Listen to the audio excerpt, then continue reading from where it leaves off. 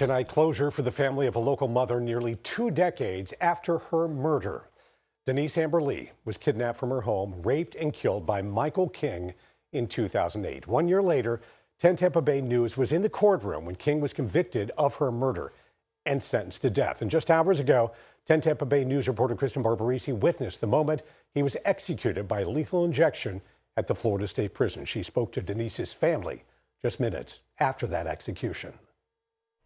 The execution began at 6 o'clock with Denise's parents, siblings, son, and brother sitting in the front row wearing pink, her favorite color. At 6:01, Michael King spoke his last words. He didn't apologize or ask for forgiveness, but he did say he found Jesus in prison. At 6:03, they started administering the drugs, and at 6:06, King lost consciousness. At 6:13, he was pronounced dead. Denise's family says this is the closest thing they will ever get to justice. Finally, it's over. 18 years and 2 months after Denise Lee was kidnapped, raped, and murdered, her killer took his last breath. I'm just happy to have this closure. He died without explaining why or expressing any remorse. He chose to kidnap Denise and do what he did to her.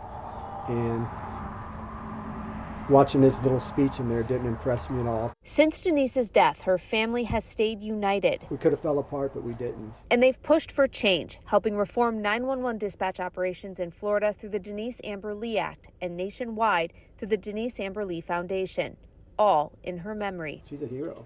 I mean, she took a killer off the street.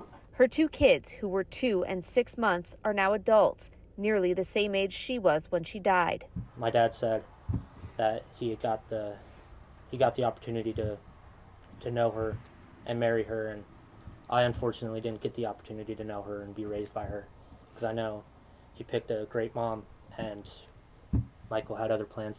18 years after a killer took so much from this family, now they have something he doesn't. Tomorrow.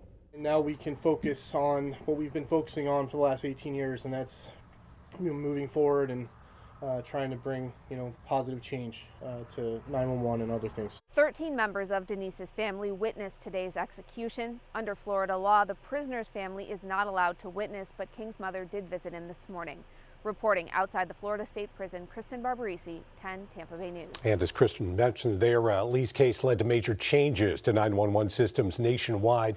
After she was kidnapped, Lee and a witness attempted to get help by calling emergency services, but at least one of the calls was routed to Charlotte County instead of Sarasota, where there was a search for her. In response, her family launched a foundation to reform 911 systems nationwide to address communication failures. And the Denise Amber Lee Act, passed in 2008, provides optional training for 911 operators.